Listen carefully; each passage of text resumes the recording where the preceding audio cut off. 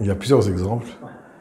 Il y a des exemples sur le plan individuel et des exemples aussi du point de vue même national, on peut dire.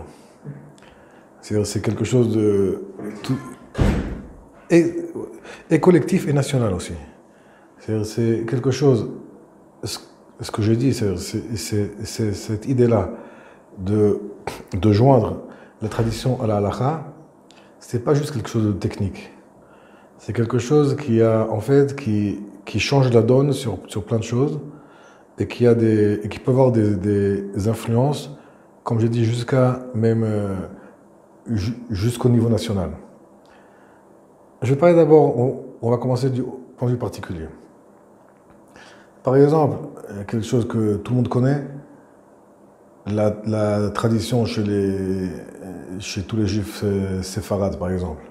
On entend une bracha, on dit Baruch Hu Baruch Shemo. Tout le monde dit ça. Tu peux dire Algérie, Tunisie, Maroc, tout ce que tu veux. Tout le monde dit Baruch Hu Baruch Shemo.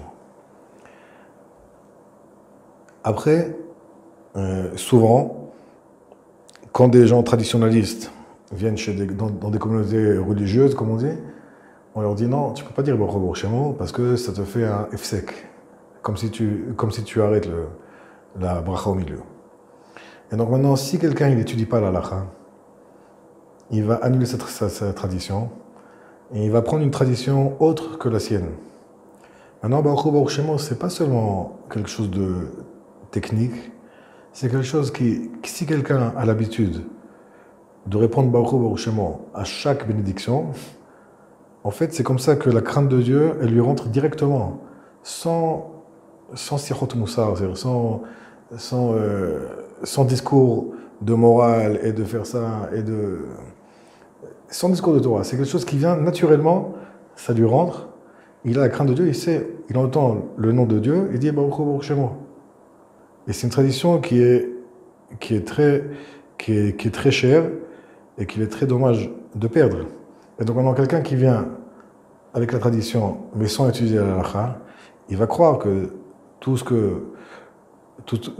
qu'on lui dit, c'est vrai, et que ses parents se sont trompés, et ses grands-parents se sont trompés. Et donc en fait, premièrement, il va perdre la tradition, et deuxièmement, il va aussi perdre toute la richesse qu'il a. Au lieu de prendre comme base ses ancêtres, sa Torah à lui, elle va être une Torah nouvelle sans aucune base. Et donc en fait, même la qualité de sa Torah après, elle va être atteinte, elle va être beaucoup moins que s'il venait sur les bases de ses ancêtres et sur ça continuer à construire encore et encore.